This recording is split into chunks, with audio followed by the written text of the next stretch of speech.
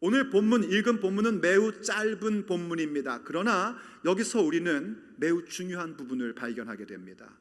바로 아버지께로 올 자가 누구인가 하는 부분입니다. 믿음의 목적, 믿음의 결국인 영혼 구원, 영생을 위하여 아버지께로 올 자들은 과연 누구이겠습니까? 누가 아버지께로 갈 수 있는가? 예수님의 길이 무엇인지를 알고 그 길을 따르는 자입니다. 예수님이 가시는 길은 지금 십자가의 길입니다. 십자가의 길을 가시면서 너희가 그 길을 안다라고 하셨고, 안다면 어떻게 해야 되겠습니까? 예수님을 당연히 따르는 자가 되어야 합니다.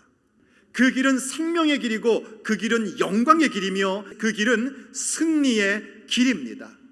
그래서 예수님의 십자가의 길을 우리가 알고 따르는 자들이 궁극적으로 아버지께로 올 자들임을 여러분들은 기억하셔야 됩니다. 십자가의 길을 알고 따른다는 건 뭘까요? 우선 그것은요, 십자가의 은혜를 받아들이는 겁니다. 예수님께서 십자가에서 그 피를 흘려주심으로 우리가 하나님을 거역한 죄가 씻음 받았음을 믿는 것, 그것이 십자가의 길을 가는 첫 번째입니다. 그리고 십자가의 길을 따른다는 건 무엇인가? 그것은 바로 나의 옛사람을 던져버리는 것입니다. 다른 말로 하면 더 이상 죄의 노예로 살지 않기로 결정하는 것입니다. 그래서 지금 내가 사는 것이 더 이상 내가 사는 것이 아니라 내 안에 계신 그리스도가 사시는 것이요, 내가 육체 가운데 살아가는 것은 바로 내 안에 계신 예수 그리스도를 위하여 살아가는 것, 그것이 바로 십자가의 길을 가는 것입니다. 이 길을 갈 수 있어야지 됩니다. 왜냐하면 주님께서 우리에게 이 길을 따라오라고 우리에게 구원 주셨고 우리를 제자로 삼으셨고 우리에게 성령님을 보내주셨기 때문입니다.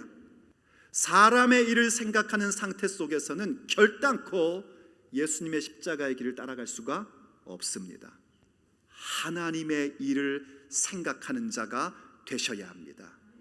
그러므로 두 번째 아버지께 올 자들은 누구인가? 바로 하나님의 일을 생각하는 자들입니다. 하나님의 일을 생각하는 것은요, 우리가 생각하고 그런다고 되는 것은 아닙니다. 하나님의 일을 생각할 수 있는 것은 오직 영의 생각에 사로잡혀야만 가능합니다.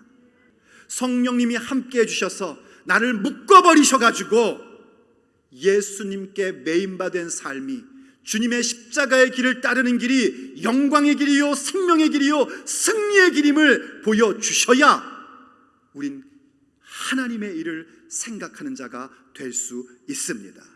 누구든지 나로 말미암지 않고는 아버지께로 올 자가 없느니라.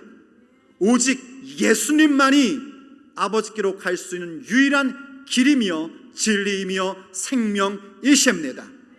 이것을 믿는 자들이 아버지께로 올 자의 인생을 세워가며 그 기적의 사건을 자신의 삶의 여정 가운데 경험하며 살아가게 되는 것입니다.